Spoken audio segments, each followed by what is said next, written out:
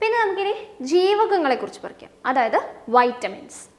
ജീവകം എന്ന പദം ആദ്യമായിട്ട് കൊണ്ടുവന്നതാണ് കാസിമർ ഫങ്ക് എന്ന സയന്റിസ്റ്റ് ആണ്. വിറ്റാമിൻ തെറാപ്പിയുടെ പിതാവ് എന്നറിയപ്പെടുന്നതും കാസിമിർ ഫങ്ക് തന്നെയാണ്. കോ എൻസൈം എന്നറിയപ്പെടുന്ന ഒരു ആഹാര ഘടകമാണ് ജീവകം അഥവാ വൈറ്റമിൻ. ആകെ 13 ജീവകങ്ങളാണുള്ളത്. അതിൽ 8 എണ്ണം ജീവകം ബി കോംപ്ലക്സിനകത്ത് തന്നെയാണ് ഉൾപ്പെടുന്നത്.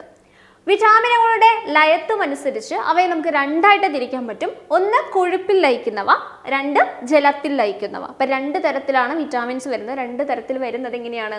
അവരുടെ ലയത്വമനുസരിച്ചാണ്. ഒന്ന് കൊഴുപ്പിൽ ലയിക്കുന്ന ഒരു കൂട്ടരുണ്ട്, പിന്നെ ജലത്തിൽ ലയിക്കുന്ന മറ്റൊരു കൂട്ടരുണ്ട്. അപ്പൊ കൊഴുപ്പിൽ ലയിക്കുന്ന ജീവകങ്ങളാണ് vitamin A, vitamin D, vitamin E and vitamin K. നമ്മൾ എളുപ്പത്തിനൊരു കോഡുണ്ട്, അഡക്ക് എന്ന് പഠിച്ചു വെച്ചാൽ മതി. ADEK, അങ്ങനെ 3 ജീവകങ്ങൾ. അതാണ് കൊഴുപ്പിൽ ലയിക്കുന്നത്. ഇനി ജലത്തിൽ ലയിക്കുന്ന ജീവകങ്ങൾ ഏതൊക്കെയാണോ? B and C. ഇതിൽ ഉൾപ്പെടാത്ത 2 എണ്ണം ബിയും സിയും. ഇനി വൈറ്റമിനുകളുടെ ആധിക്യം മൂലം ശരീരത്തിനുണ്ടാകുന്ന അവസ്ഥയാണ് ജീവഘാതിക്യം അഥവാ ഹൈപ്പർ വൈറ്റമിനോസിസ്. അപ്പോൾ ഈ പറയുന്ന ജീവകങ്ങളും ഈ പറയുന്ന പോഷകഘടകങ്ങളും കുറയുന്നത് വഴിയല്ല, കൂടുന്നത് വഴിയും എന്തുണ്ടാകുന്നുണ്ട്? രോഗങ്ങൾ ഉണ്ടാകുന്നുണ്ട്. അപ്പോൾ വൈറ്റമിനുകളുടെ ആധിക്യം ശരീരത്തിൽ വന്നു കഴിഞ്ഞാൽ ഏത് രോഗാവസ്ഥ ഉണ്ടാകും? ജീവഘാതിക്യം എന്നുള്ളൊരു അവസ്ഥയിലേക്ക് എത്തിച്ചേരും, അഥവാ ഹൈപ്പർ വൈറ്റമിനോസിസ് എന്ന് പറയും. ഇനി നമുക്ക് ഓരോ ജീവകങ്ങളായിട്ട് നോക്കാം. ആദ്യത്തേതാണ് ജീവകം എ അഥവാ വൈറ്റമിൻ എ. കണ്ണിന്റെ ആരോഗ്യത്തിന് വേണ്ട ഏറ്റവും പ്രധാനപ്പെട്ട ജീവകമാണ് ഇത്, ജീവകം എ എന്ന് പറയുന്നത്. കണ്ണിന്റെ ആരോഗ്യത്തിനാണ് അത് ഹെൽപ്പ് ചെയ്യുന്നത്. ഇലക്കറികളിൽ നിന്ന് ധാരാളമായിട്ട് ലഭിക്കുന്നു. നമുക്കറിയാം കണ്ണിന്റെ ആരോഗ്യത്തിനാൽ കണ്ണിന് എന്തെങ്കിലും ഇഷ്യൂ ഉണ്ടെന്ന് പറയുമ്പോൾ ഉടനെ എല്ലാവരും പറയും ഇലക്കറികൾ നന്നായി കഴിച്ചാൽ മതി. അതെന്തുകൊണ്ടാണ്? ഇലക്കറിക്കകത്ത് എന്തുണ്ട്? ജീവകം എ ഉണ്ട്. ജീവകം എ എന്തിനു വേണ്ടി സഹായിക്കും? കണ്ണിന്റെ ആരോഗ്യത്തിന് വേണ്ടിയിട്ട് സഹായിക്കും. പാലിൽ സുലഭമായിട്ടുള്ള ഒരു ജീവകമാണ് ജീവകം എ എന്ന് പറയുന്നത്. ജീവകം എ കരളിലാണ് സംഭരിക്കപ്പെടുന്നത്. പ്രോ വൈറ്റമിൻ എ എന്നറിയപ്പെടുന്ന വർണ്ണവസ്തുവാണ് ബീറ്റാ കരോട്ടിൻ എന്ന് പറയുന്നത്. പ്രോ വൈറ്റമിൻ എ, വൈറ്റമിൻ എയുടെ മുൻപ്, അതിന് തൊട്ട് മുൻപുള്ള ഒരു സ്റ്റേജ് ആണ് പ്രോ വൈറ്റമിൻ എ എന്ന് പറയുന്നത്. അത്തരത്തിൽ അറിയപ്പെടുന്ന വർണ്ണവസ്തുവിനെ ബീറ്റാ കരോട്ടിൻ എന്നാണ് നമ്മൾ വിളിക്കുന്നത്.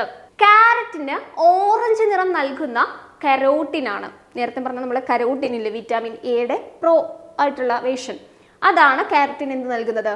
ഓറഞ്ച് നിറം നൽകുന്നത്. പല്ലുകളുടെ ക്രമരഹിതമായ വളർച്ചയ്ക്ക് കാരണം ജീവകയാണ്. ജീവകം എ ഒത്തിരി വന്നു കഴിഞ്ഞാൽ നമ്മുടെ പലരുടെയും പല്ല് വളരെ സ്റ്റേബിൾ ആയിട്ടായിരിക്കില്ല ഇരിക്കുക, ഇങ്ങനെ കയറി ഇറങ്ങിയൊക്കെ ഇരിക്കുന്നുണ്ടായിരിക്കും. അത്തരത്തിൽ വരുന്ന ഈ ക്രമരഹിതമായിട്ടുള്ള പല്ലിന്റെ വളർച്ചയ്ക്ക് കാരണം എന്താണ്? ജീവകം എ ആണ്. പ്രതിരോധ കുത്തിവയ്പ്പിനൊപ്പം കുഞ്ഞുങ്ങൾക്ക് നൽകുന്ന വൈറ്റമിൻ ഏതാണ്? വൈറ്റമിൻ എ ആണ്. പ്രതിരോധ കുത്തിവയ്പ്പ് കുഞ്ഞുങ്ങൾക്ക് ഫ്രീക്വൻ്റ് ആയിട്ട് എടുക്കുന്നുണ്ടായിരിക്കും.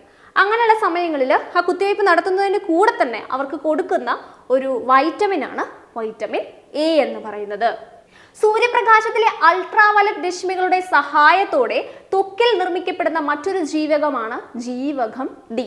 ജീവകം ഡി എവിടെയാണ്? നമ്മുടെ ത്വക്കിലാണ് നിർമ്മിക്കപ്പെടുന്നത്. നമ്മൾ പുറത്തേക്ക് സണ്ണിനെ എക്സ്പോഷർ ചെയ്ത് പോകുമ്പോൾ അൾട്രാവയലറ്റ് രശ്മികളുടെ സഹായത്തോടു കൂടി നമ്മുടെ ത്വക്കിൽ ഉണ്ടാക്കുന്ന ഒരു ജീവകമാണ് ജീവകം ഡി എന്ന് പറയുന്നത്.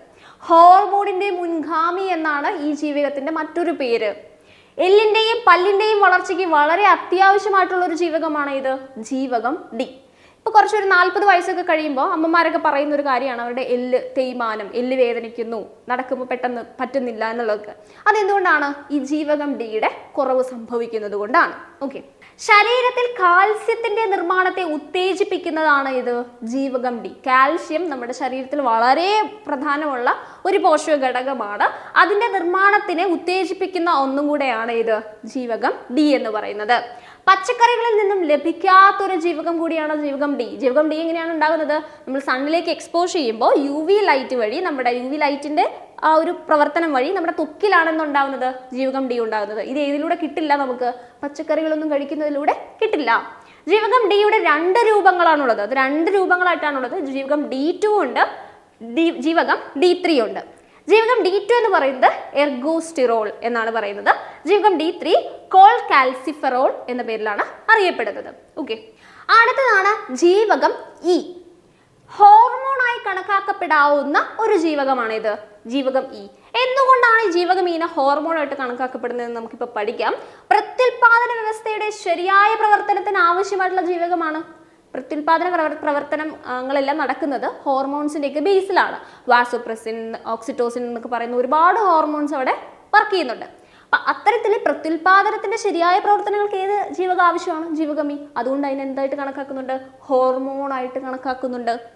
ഹൃദയം, ത്വക്ക് എന്നിവയുടെ ആരോഗ്യത്തിന് ആവശ്യമായ വൈറ്റമിൻ ആണ്. നമ്മളൊരു കടയിൽ പോയിട്ട് സെറം എല്ലാം വാങ്ങിക്കുന്ന സമയത്ത് സെറത്തിന്റെ ഇൻഗ്രീഡിയൻസ് നോക്കിക്കഴിഞ്ഞാൽ നമുക്ക് അതിനകത്തുണ്ടായിരിക്കും ജീവകം എ അഥവാ വൈറ്റമിൻ ഇ.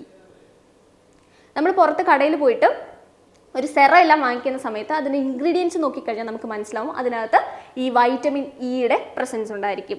അതെന്തുകൊണ്ടാണ്? അത് ത്വക്കിൻ്റെ ആരോഗ്യത്തിന് വളരെയധികം സഹായകരമാണ്. അതുകൊണ്ടാണ്. ഒരു നിരോക്സീകാരി കൂടിയായ ജീവകമാണ് ജീവകം ഇ എന്ന് പറയുന്നത്. നിരോക്സീകാരി എന്ന് പറഞ്ഞാൽ ആൻറ്റി ഓക്സിഡൻറ്റ് പ്രോപ്പർട്ടി, അതായത് ഓക്സിഡേഷൻ എതിരായിട്ടുള്ള ഒരു പ്രോപ്പർട്ടിയാണ് ആൻറ്റി ഓക്സിഡൻറ്റ് പ്രോപ്പർട്ടി എന്ന് പറയുന്നത്. അതുള്ള ഒരു ജീവകമാണ് ജീവകം ഇ. ഹൃദയത്തെ സംരക്ഷിക്കുന്നുണ്ട്. നമ്മൾ നേരത്തെ പറഞ്ഞായിരുന്നു ഹൃദയത്തിൻ്റെയും ത്വക്കിൻ്റെയും ആരോഗ്യത്തിന് ആര് വേണം? ജീവകം ഇ വേണം. അപ്പോൾ ഹൃദയത്തെ സംരക്ഷിക്കുന്ന ജീവകമാണ്. നവജാത ശിശുക്കളിൽ നേരിയ തോതിൽ ലിറ്റിക് അനീമിയ ഉണ്ടാക്കുന്ന വൈറ്റമിൻ ഏതാണ്? വൈറ്റമിൻ ഇ ആണ്. അതായത് ഇപ്പം ജനിച്ചു വീഴുന്ന കുഞ്ഞുങ്ങളിൽ ലിറ്റിക് അനീമിയ എന്ന് പറഞ്ഞൊരു കണ്ടീഷൻ ഉണ്ടാവാറുണ്ട്. വളരെ നേരിയ തോതിൽ, വളരെ പ്രോമിനൻ്റ് ആയിട്ടുള്ളൊരു പ്രോബ്ലം ഒന്നുമല്ല, വളരെ ചെറിയ നേരിയ തോതിൽ അങ്ങനെ ഒരു പ്രശ്നം ഉണ്ടാകാറുണ്ട്.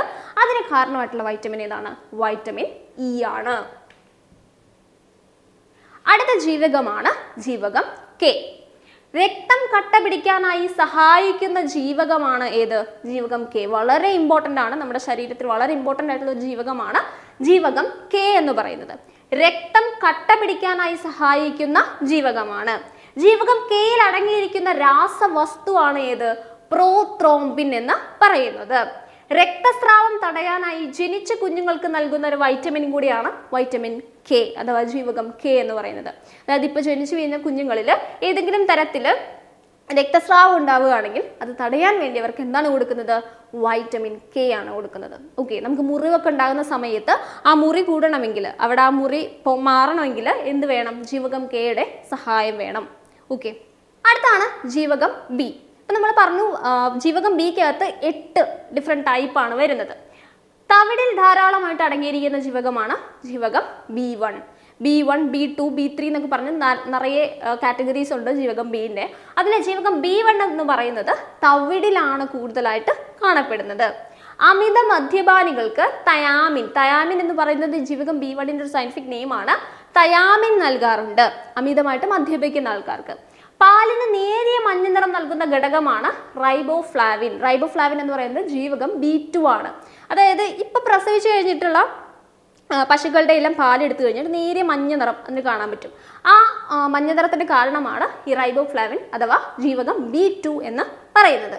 നേരിട്ടുള്ള സൂര്യപ്രകാശം ഏൽക്കുമ്പോൾ നശിക്കുന്ന പാലിലെ ജീവകമാണ് റൈബോഫ്ലാവിൻ അഥവാ B2. അപ്പോൾ പാലിനകത്ത് റൈബോഫ്ലാവിൻ അഥവാ B2 ഉണ്ട്. അത് പാലിന് മഞ്ഞ നിറം നൽകുന്നുണ്ടെന്ന് നമ്മൾ പറഞ്ഞു. അപ്പം നേരിട്ട് സൂര്യപ്രകാശം അടിച്ചു കഴിഞ്ഞാൽ ഈ ജീവകം ബി എന്ത് ചെയ്യും? അല്ലെങ്കിൽ B2 എന്ത് ചെയ്യും? നശിച്ചു പോകും. വൈറ്റമിൻ ജി എന്നറിയപ്പെടുന്ന ജീവകമാണ് ജീവകം B2. ജീവകം B2ൻ്റെ മറ്റൊരു പേര് വൈറ്റമിൻ ജി എന്നാണ്. ബാക്ടീരിയയുടെ പ്രവർത്തന ഫലമായി ചെറുകുടലിൽ നിർമ്മിക്കപ്പെടുന്ന ജീവകങ്ങളാണ് ജീവകം B7, ജീവകം B5, ജീവകം കെ. ഇപ്പോൾ ചെറുകുടലിൽ ചില ബാക്ടീരിയകൾ ഉണ്ട്, നമുക്ക് ഉപകാരപ്രദമായ ചില ബാക്ടീരിയകളുണ്ട്. അവരുടെ പ്രവർത്തന ഫലമായിട്ട് ചെറുകുടലിനകത്ത് വെച്ച് നിർമ്മിക്കപ്പെടുന്ന ചില വൈറ്റമിൻസ് ഉണ്ട്. അതിന് എക്സാമ്പിൾസ് ആണ് ജീവകം B7, ജീവകം B5, ജീവകം കെ എന്ന് പറഞ്ഞത്. വൈറ്റമിൻ PP അഥവാ പെല്ലാഗ്ര പ്രിവെൻഷൻ എന്നറിയപ്പെടുന്ന ജീവകം ഏതാണ്? ജീവകം B3 ആണ്. ജീവകം H എന്നറിയപ്പെടുന്നത് ഏതാണ്? ജീവകം B7 ആണ് ജീവകം H എന്നറിയപ്പെടുന്നത്. എലീസ ടെസ്റ്റിൽ ഉപയോഗിക്കുന്ന ഒരു ജീവകമുണ്ട്, അതേതാണ്? ജീവകം H ആണ്. രക്തകോശങ്ങളുടെ രൂപീകരണത്തിന് ആവശ്യമായിട്ടുള്ള ഒരു ജീവകമാണ് ജീവകം B9 എന്ന് പറയുന്നത്. കൊബാൾട്ട് അടങ്ങിയിരിക്കുന്ന ജീവകമാണ് ജീവകം B12. ജീവകം B12ൻ്റെ സ്രോതസ് ഏതൊക്കെയാണ്? മത്സ്യം, മാംസം, കരൾ.